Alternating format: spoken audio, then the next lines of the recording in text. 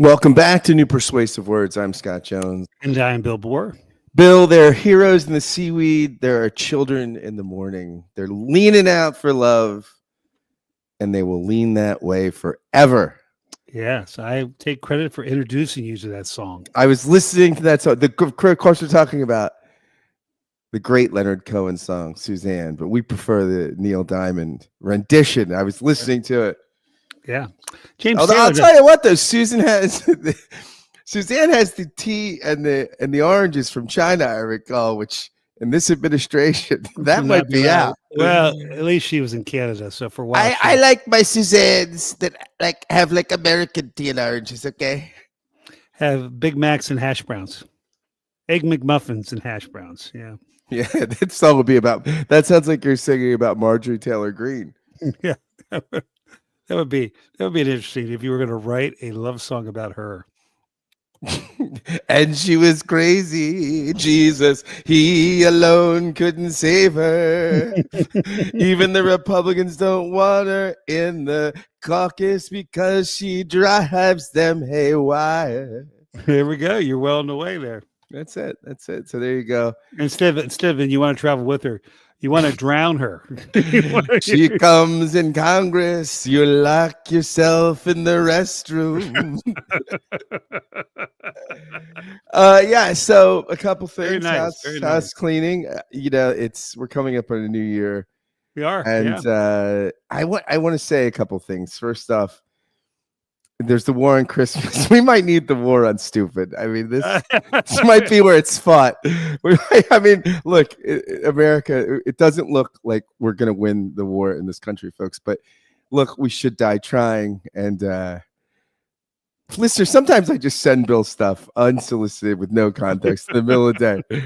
I just send Bill this map because I was in the social audio room on Clubhouse, and I actually did a room as an experiment, asked about the Electoral College, should we abolish it? And the only arguments were, because I was sort of saying the founders intended this thing for X, Y, and Z, and it doesn't do it anymore.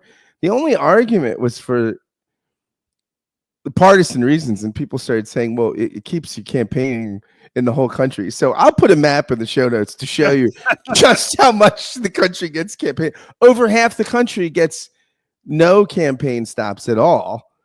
And the 90% of the campaign stops are in 4 states or 5 states. Right. Yeah. So kids live in Pennsylvania. They were all ready to move to Vermont. Yeah. Yeah. I mean, if you're in Pennsylvania, first off, you get to see all the trans ads. You get to see Juan. You get to see Juan, who was doing, an 8 to 20 stretch, become Juanita. And that ad, I saw that all day. So you get that, and yeah. So there you go. I wanted to say, hey, a couple things. We do have a Patreon page, so if you want to sponsor the podcast, I'll put that in the show notes. I also have an Amazon wish list for little trinkets we could use in the podcast that would be helpful. Maybe textbooks that we're going to start to send some of our fans, just basic civics books.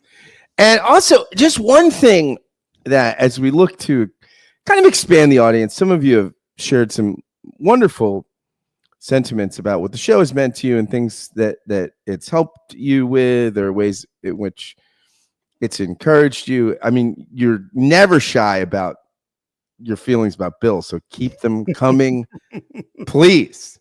But here's something you could do for us.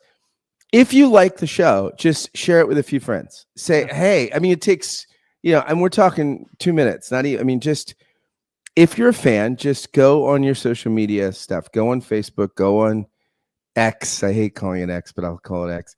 Or Instagram or something, and just say, hey, this is something that's been incredibly fun for me to listen to. I've gotten some ideas and insights, and please give it a listen. That would be huge. I mean, because this is really how most independent podcasts grow, right? I mean, unless you're with big media outlets, which is crowding out the space, but not altogether. I mean, indie podcasts like us still do make it and still do grow, but it's largely word of mouth. It's largely people passing it on to other people.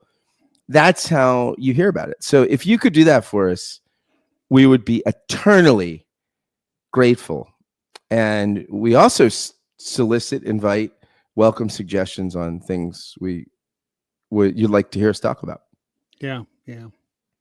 Well, one of those, and we do appreciate that. We do really appreciate the feedback, and because it is, yeah, it's a conversation we're having, often to keep ourselves sane. Which I don't know if that's I don't know if that's effective working. at Yeah, all, no, but effective at all. It's also a place where we work out things. I got a Christmas present because of our podcast. Your Tom Holland shout out. I got my wife bought me that book. It's a great book. Great book. he's I think become a Christian since he wrote that. Well, I've Credits these Jesuits that basically he and his wife both were raised Catholic, I think, and left, kind of wandered away from faith. I thought he was more evangelical in his introduction, more Bible Christianity or something. I don't think so. He's European, right? And he's English. Yeah, he's English, and he was on Bishop Barron's podcast, and he talked about his wife, I think, kind of meandered back to the faith before he did. And he kind of was hanging around mass with her. And again, he's not a diocesan. It's a Jesuit parish, I believe. And these Jesuits have just been great with him. And, the Jesuits, I mean, no one accused them. See, these are people not stupid. No. The Jesuits. These are friends No. in the war on stupid. We love the Jesuits. No, yeah, we do. My daughter goes to Fordham, a great Jesuit school. It's so that we like the Jesuits. For our Jesuit fans, for listeners out there, we love you, and we like that you're on the wall. I just spoke. Well, I did a online talk for a group of Dominican nuns, so we like the Dominicans as well. So I did that during Advent. Look, Thomas Aquinas, Dominicans. I like the Legionnaires. The Legionnaires have very cool. I was at my friend Zach's 20th or 25th anniversary of his ordination a couple years ago, and the Legionnaires, man, these guys looked cool. I mean, they just had this very colorful, very neat. I mean, I would have joined that order just for, and this is why I wouldn't join the Norbertines. I like the Norbertines. I've hung out with them. You introduced me to their little joint out in Paley, but they wear white. It's not slimming. No, you look huge. Even the thin guys look like beach whales. Yeah. You need to go with the Blackfriars. The Blackfriars are great. Yeah. I take the black. You take the black. How great would it have been and interesting if Ned Stark had been spared and taken the black and gone to the wall? Gone to the wall. Yeah. There we go. It would have been too happy. It's too much happiness. Too much happiness. No, that hooked us all. The fact they really kill who seemed to be the star of the show. What, in episode 5 or 6? I don't remember what it was, but Sean Bean. Yeah, very good. Yeah, who was great, and he was in a Frankenstein show. He was. I watched the first couple. That was outstanding. That was really interesting. Very interesting. Yeah. There we go. Well, so there you go. A lot of housekeeping. And again, we do both. You can hear my sermons on Resident Exile sermons on Apple, on iTunes, and Scott. Matter of fact, there's a paywall though. Once you get past the first 3 minutes of the sermon, it comes up to subscribe. No, we don't do that. And also, Give and Take is your other project, and I am pumping out content really like a blizzard kicks snow. There we go, as young MC said. And anyway, so I think there's a conversation you have with Mark Oppenheimer that we're going to kind of continue from a different angle. Mark Oppenheimer, who we had on New Persuasive Words for our 200th episode. 200th episode, yeah, he was still with Tablet then, right? He was, yeah. An all around great guy. So let's get into the show, Bill. We've done 9 minutes in. Anything else we have to talk about? I mean, there's Elon Musk. Is there trouble in paradise with Elon and Vivek and the immigration stuff? And yeah, I don't know. I think I saw that Trump may be cheating on him with Bill Gates. Bill Gates met with Trump the other day. I mean, Bill Gates talked about it one time. I heard meeting Trump. He's like, Trump comes up to me. He's like, Trump here's do you like Trump? I mean, is this true? I mean, what do you think about Trump? He's like, it's so weird. I said, I think Gates likes Trump. Emphasis on think. All right, so let's fill in for those who maybe have not been following our our side conversation about this. Yeah, right. Which we have talked a lot We have talked a lot about it about it. indirectly. Yeah, indirectly, right? So David Brooks, New York Times columnist, who pretty well read, I think. I mean, Oh I yeah, think no, in the circles that you and I run in, and the circles a lot of our listeners, I think, run in, yes, people will probably have opinions about him at least, and or at least yeah, they're familiar with him, right? I yeah, mean, yeah, he's been yeah, I guess a cultural and political pundit. Was that the best way to describe yeah. him? He's been a Times columnist. It's so funny. I was listening to him. He's been a Times columnist for years, pre-Obama, I guess, Right. and he said, I remember him talking about what it was like. He's like, well, the first couple of years you get used to it. You get these email. Every email is Krugerman's great. You suck. He's like, and after a couple of years, those stop coming, and you just settle in. Yeah. And he was part of a great segment that was on years ago on McNeil Lehrer or the News Hour on PBS. Shields and Brooks. Shields and Brooks. And he was the conservative to Shields' liberal, but he has been on a journey of many sorts, and this article that he wrote, and I guess was it last week's New York Times? I'm losing track. That's what at Christmas Eve and Christmas kind of does that. December 19th. Okay. And this piece is called "The Shock of Faith." It's nothing like I thought it would be. Right. And he recounts basically his own journey of faith, where he says, in the beginning he says, when I was agnostic, and he talks about faith being primarily in his understanding about belief and having settled convictions about God and the Bible. And he talks a little bit about the spiritual, not religious crowd and things like this. And so you get this sense, and he grew up Jewish and on the main line of Philadelphia, western suburbs. And he kind of jumps to 2013, where things start to change for him. And he goes through a divorce. He goes through a divorce. Jewish wife. Yep. Jewish wife. And he used to, this came out. So I had a conversation about this piece with Mark Oppenheimer, which you mentioned, which is on Give and Take. And so he filled this in. I didn't realize that Brooks lived in DC while he was New York columnist. I don't know if he still does, but he pre-2013, he lived in DC and went to sort of the big, I'm guessing, conservative shul in the area, which was where, Jews in the Beltway went. So I mean, this was not a kind of casual Judaism. He was even though he was agnostic and his own personal convictions may not have been clear, his social connection to congregational Judaism was pretty strong with his wife and family. Yeah, he said his kids went to Jewish day school and etc. So, yeah, so that was he was practicing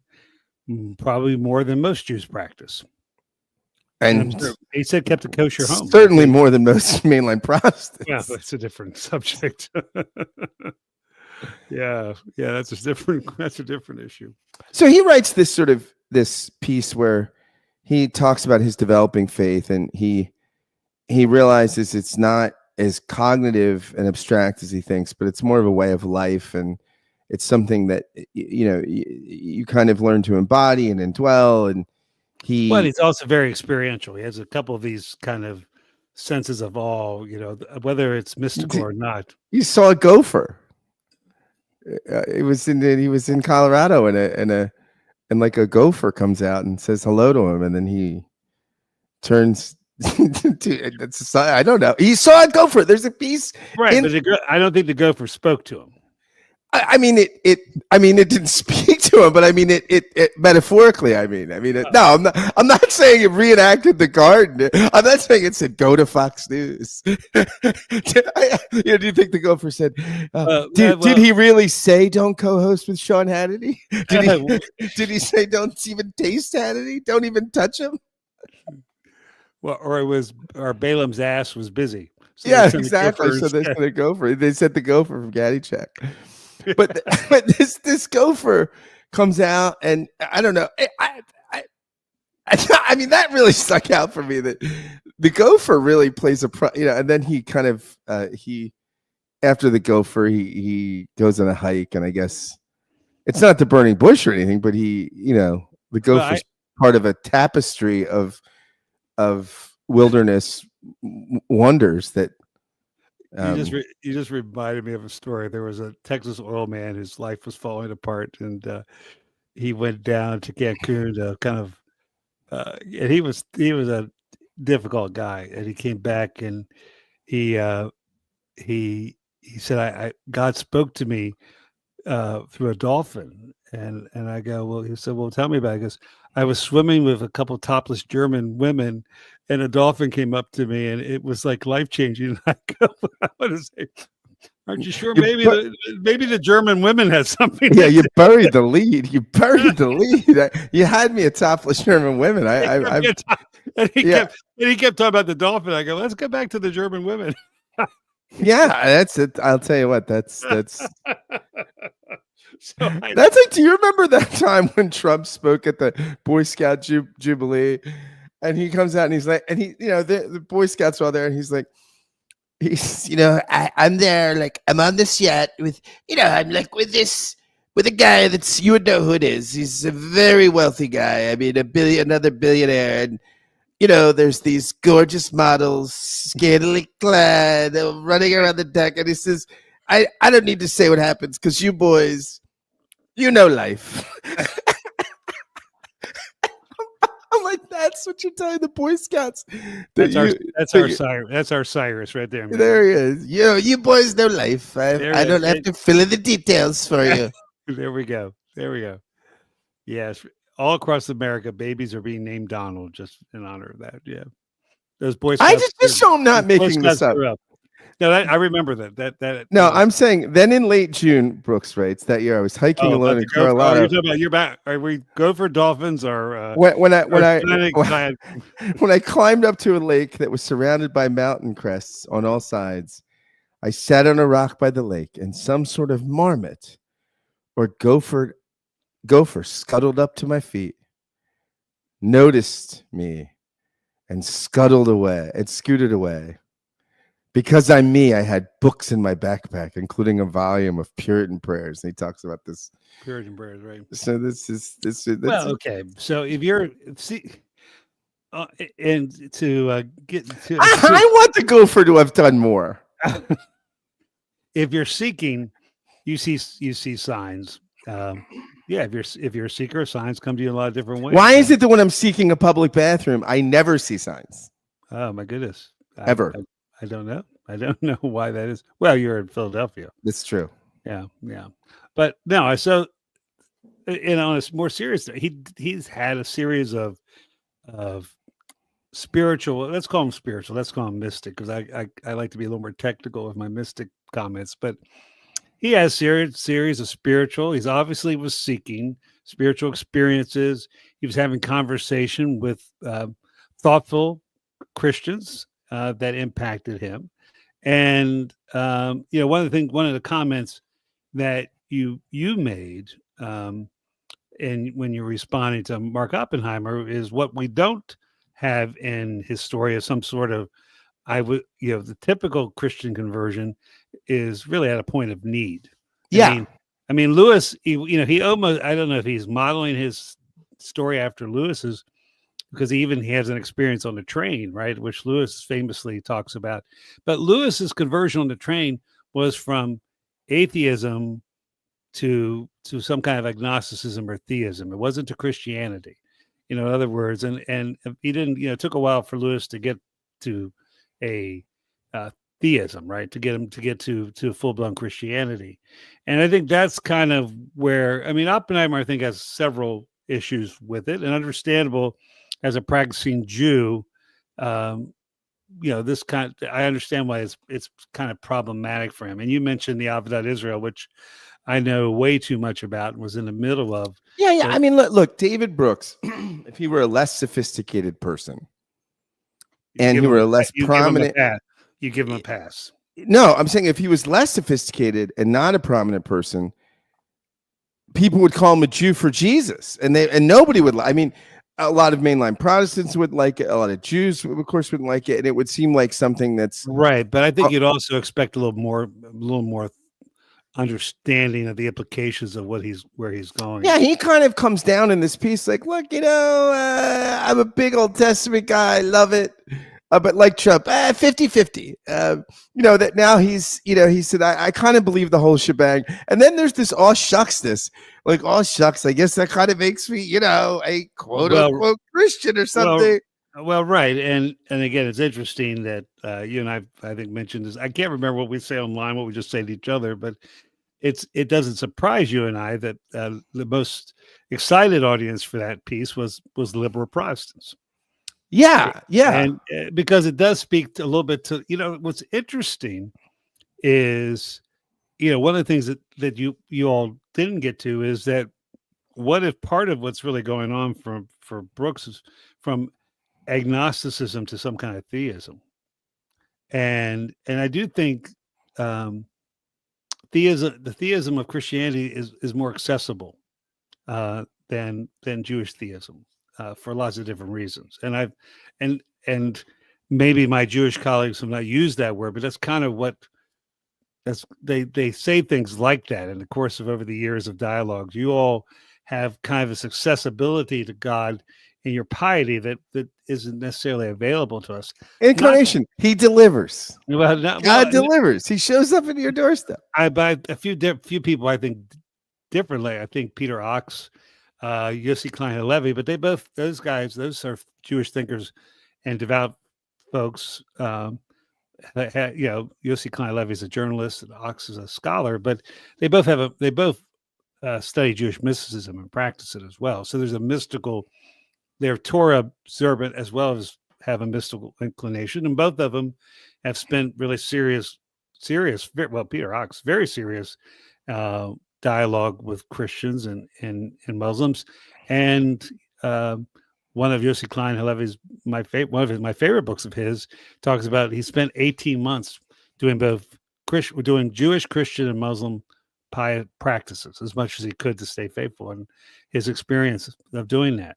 So I do think there's a sense where I don't think a lot of what's called modern spirituality is mysticism in the classic sense, but this sense of presence, the sense of awe, and I think that might be a different way to think of his journey. Now it's problematic. Yeah, Bill, when you say that like he's having this awakening, right?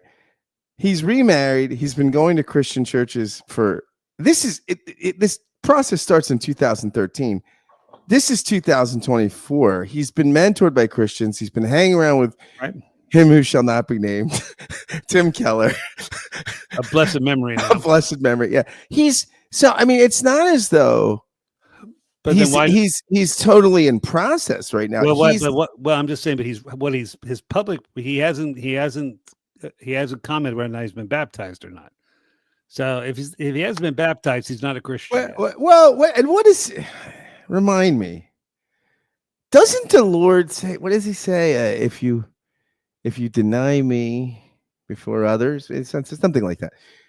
And there's the little song, "Don't hide your light under a bushel." Don't be shy. If you, I wouldn't call what he's doing denial, but I think he's, again, I think it comes across as. Lacking some integrity and problematic. I think that's and this is Mark's criticism, right? That it's Mark's criticism. That it's you shouldn't talk as though you're speaking with a foot in Judaism, because theologically, you've kind of from Mark's perspective, and from many Jewish colleagues of his, and some Christian colleagues, right, that you've kind of lost the capacity.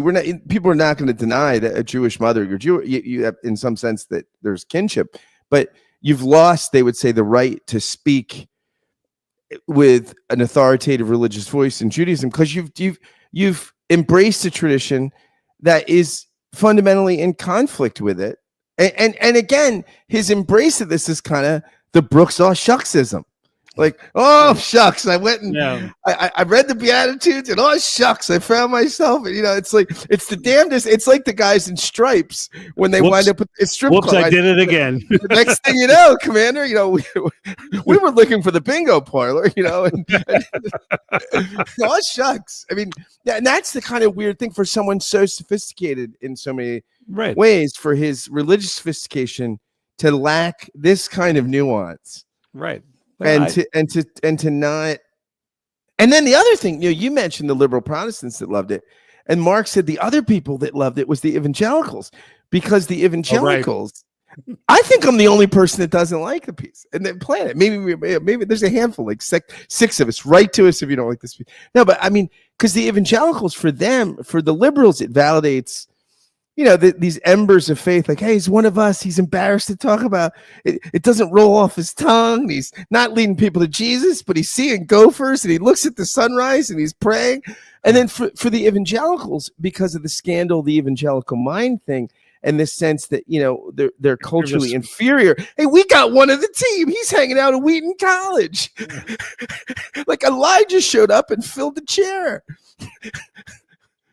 Yes. Well. Right. Yeah. Here's one of the things I wanted and because you and I occupy, we spend a lot. I'm married to a Jewish woman. We're members of the synagogue. One of the things Oppenheimer said, that he made a statement that you really can't believe both Judaism and Christianity are both true. And I think there is an exception to that. What was your response to that? Before I comment on the exception, I mean, it's a big. Well, I think it's a big exception to that. But go ahead. A big exception. All right. Yeah. Can I phone a friend? I mean, the early church were all Jews. Well, that friend is St. Paul. He would be very helpful. St. Paul begins with a P. Ends with a P. Ends with an AUL. Can I have a letter? Right. I think you have to argue it. I think the cleanest reading of Romans 9 through 11 is I guess he would not say both are right, but he would say that both that Judaism, the majority of Jews did not believe in Jesus because this is also I think you would probably call this, I think Paul kind of frames this as speculation, right? He's trying to, 9 through 11, he's trying to figure out what happened, right? In many ways he's purposeful, but it's still kind of a rhetorical, well, how did we get here? Wouldn't it be funny to read this in church like Larry David? Let's say God, out of the same lump of clay, makes a little bit for this use and a little bit for this use. Or what about Godfrey? Gilbert Godfrey. Godfrey. No, I think Paul came to the conclusion that, that he feels like the reason the majority of Jews, and this, he's writing this in the late 50s, had not come to faith in Messiah Jesus because he gave an opportunity for God to bring Gentiles into the people of God. Yeah, and certainly the exception you're talking about right here is pre-Constantinian, John Howard Yoder has a book on this, an excellent book called The Jewish Christian Schism Revisited, and he kind of argues that had it not been for Constantine and Constantinianism, that this relationship could have looked very different, because despite the fact that there were tensions before the early 4th century, there were dramatic tensions. But it wasn't imperial. In the same people getting killed tensions. Well, people, these things happen. Look, these things happen. You show up at a Capitol, all of a sudden you're rioting. Yeah, somebody said, "Is January 6th a holiday?" recently to me. I said, "Yeah, we all go to the Capitol, and you go and you take selfies. You put on a hat with antlers, and you take selfies with the Speaker of the House's chair." I'm going to do that this year. Yeah. of course, there's Right. violence, there's other things, but it takes on a different cast when the religion becomes imperialized, and so Right. by definition, anything that's not the imperial religion, including other alternative brands of Christianity, not just Judaism, Right. but things that are Aryans, which I mean that would have we did an episode about Aryans this year, I Right. think. That would have Aryans sort of what I'm a heretic. I'm just saying what everyone else in North Africa says. Right. Or I'm everyone not. else, I'm not. I'm not innovative. what everyone in Syria, right? Everyone Right. in Syria and Egypt says.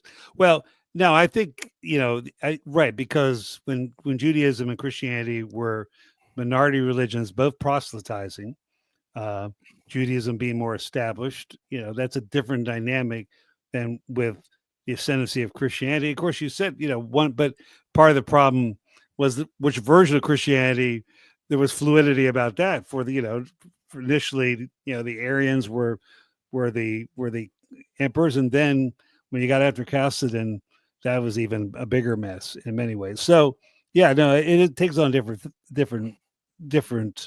uh, color in terms of how it's approached. And Augustine, what he had to say about the Jews, in many ways, it marginalizes them as well as kind of opens up protection for them as a minority community. But I'm just talking about in terms of from a formulating theological conversations now in the 21st century, Jewish Christian conversations.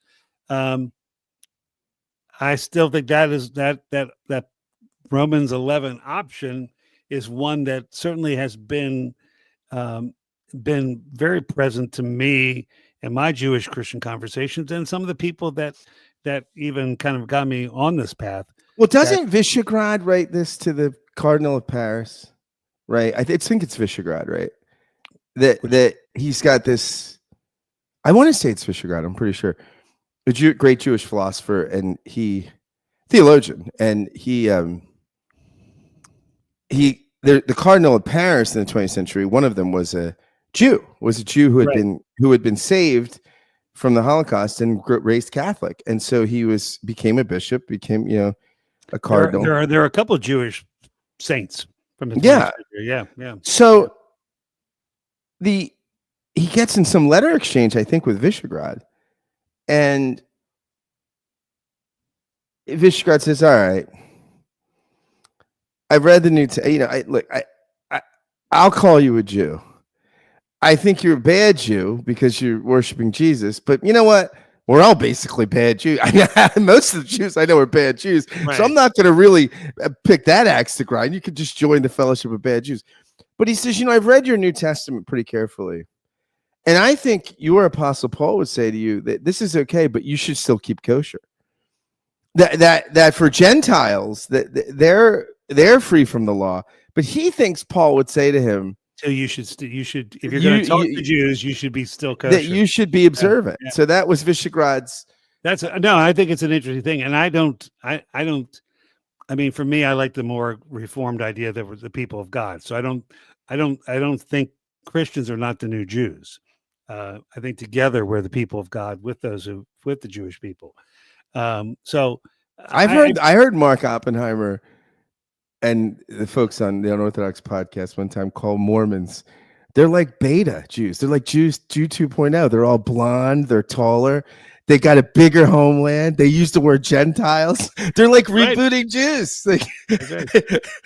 Well, those lost tribes had to go somewhere, right? Yeah, Utah. Why not? Why not? Well, you could be Governor Romberg, right? or Senator Romberg. Senator Romberg.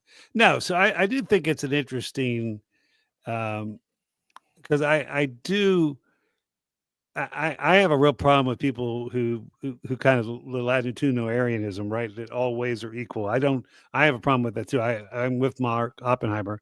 I also agree.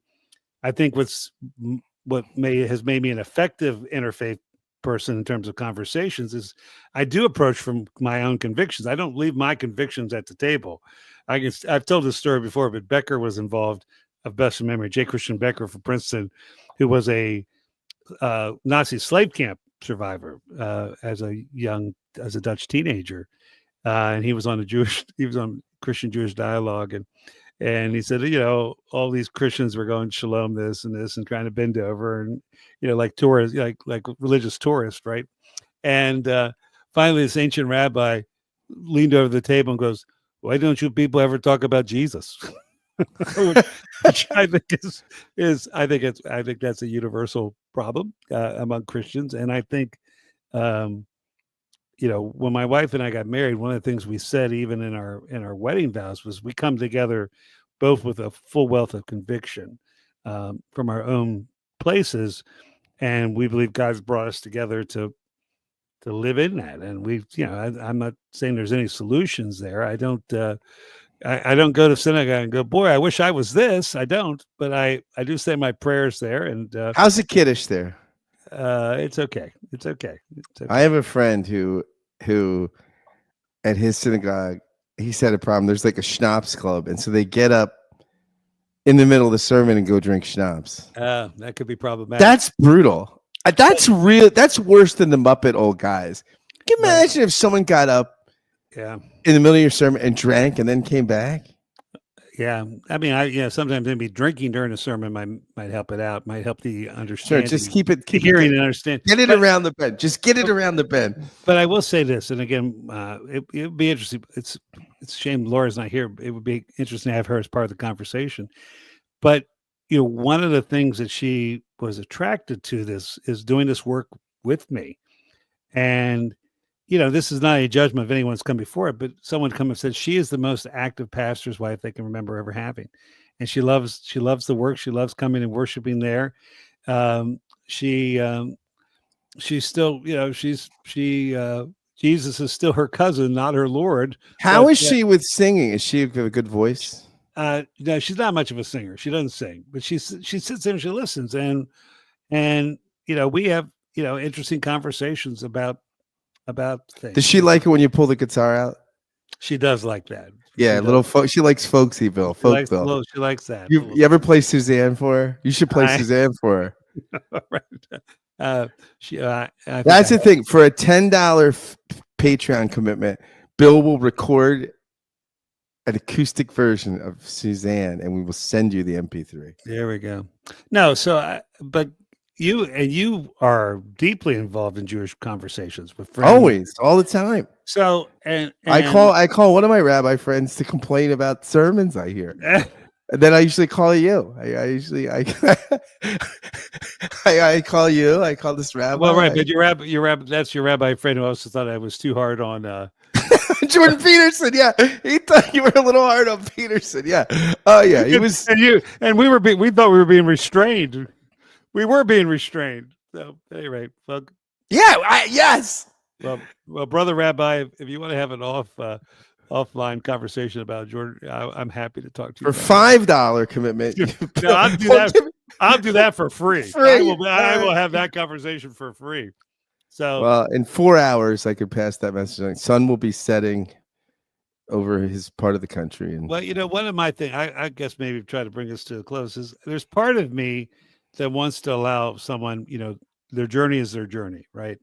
And who, I believe God wants us all, and God uses different ways to bring us, and different things touch people in different ways, right?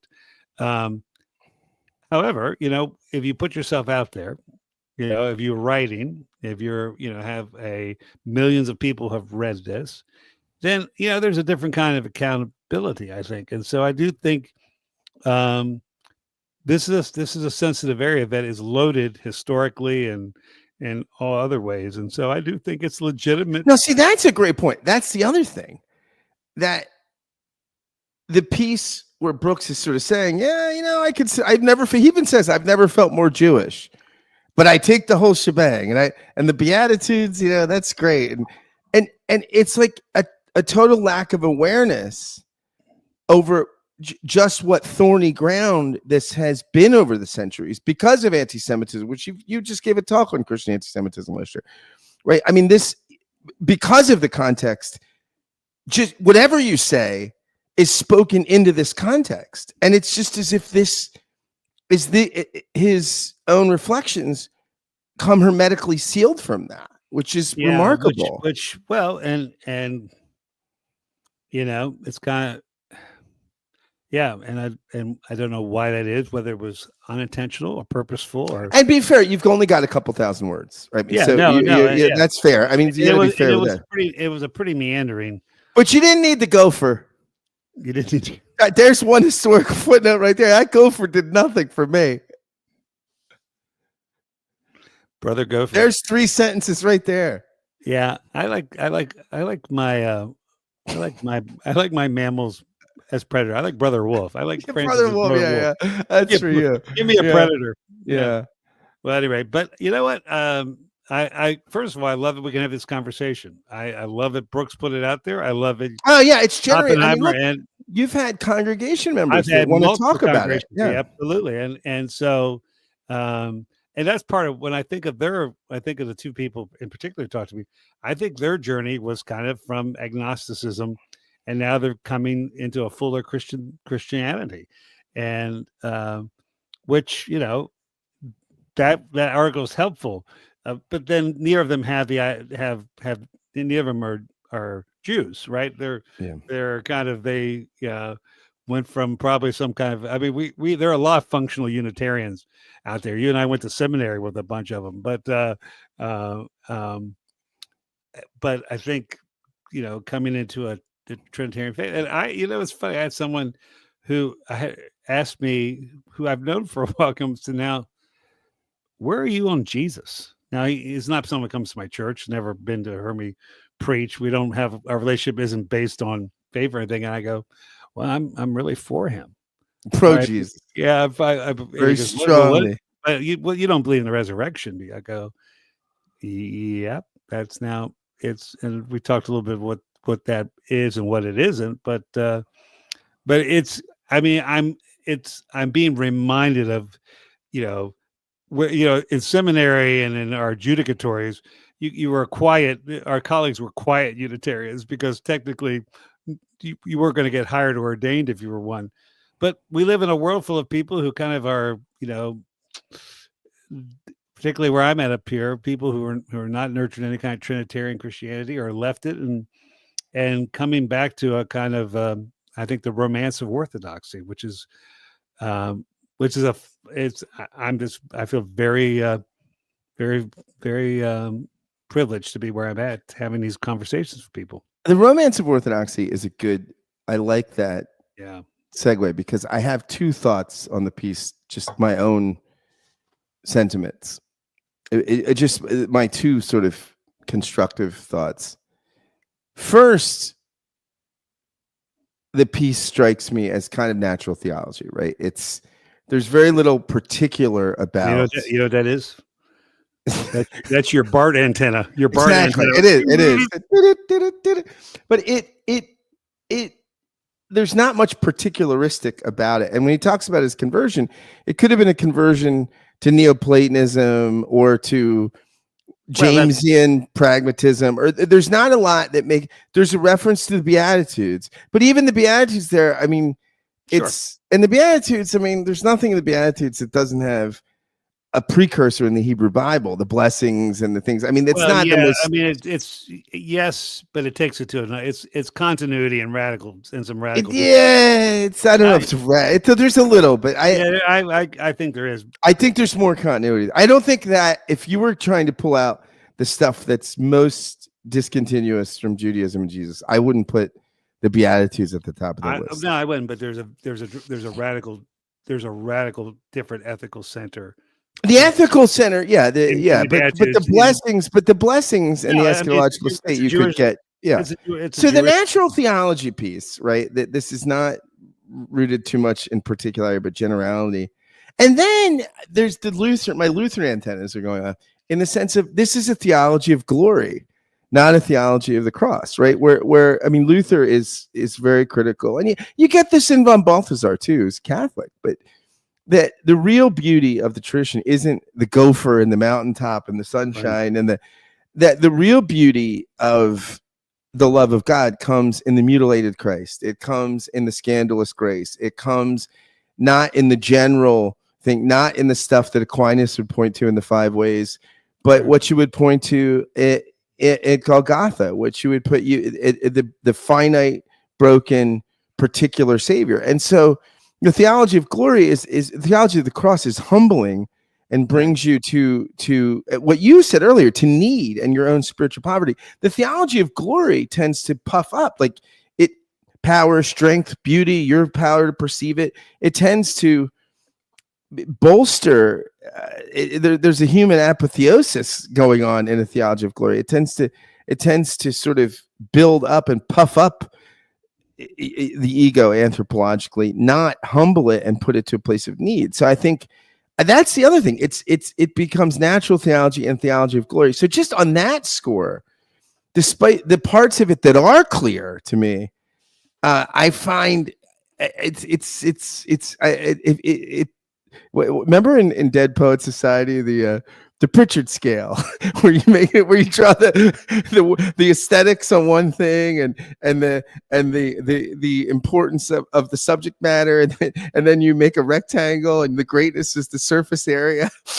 And then Robin Williams says, "You can't. This is poetry. You can't. We're not laying pipe. You can't do it like a American band saying, but I think Byron's great. I give it a 38. I can't dance to it." But that's what I give. I give Brooks a 38. I can't dance to it. Well, but it's interesting. You said this also with Oppenheimer. I'm thinking of Brooks is kind of grew up in privilege, got an elite education, but does feel like he was kind of an alienated soul most of his life. And you mentioned, it feels like a conversion to Neoplatonism. Well, Augustine and C.S. Lewis, who in their own times were both well-educated, kind of souls that didn't quite fit in. Augustine. You're saying 13 more years we're getting Augustine's confessions in the New York Times. I'm just saying, that Augustine went from low church Manichaeanism to Platonism, and Lewis went from low church Manichaeism. I thought that was that was just an American evangelical. No. Very similar. Very similar.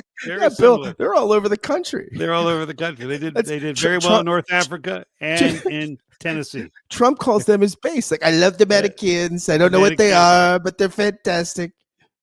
So I just think that a move to some sort of Platonism, whether it's full-blown Neoplatonism or Platonism, it's just interesting to me. That's what Augustine and C.S. Lewis, that was their stage from atheism to agnosticism, and who knows where this journey will lead. Augustine, Lewis, Brooks. Well, I'm not carving out a mountain. I'm just making an analogy. What about a little hill for the gopher? The gopher digs the hole. No, this is great. And look, I celebrate faith wherever we find it, right? And so even if it's not my cup of tea, right? I mean, I think that even natural theologians, I mean, like on some level, I still revere Thomas Aquinas, even though I don't love the five ways, but it wasn't it wasn't what we would call natural theology. Well, and he was also talking to kind of the minimal that you can do. I mean, it was not the be all end all. Isn't that the motto of the UCC? We're the minimal you can do. Well, it's it looks nice on a t-shirt. Yeah, I like that. At any rate, but we'll give it to Brother Brooks, whatever brother he is of, that he's created a lot of thinking and conversation. So we appreciate that. And we thank you, our listeners, and we will check in with you soon. Be well.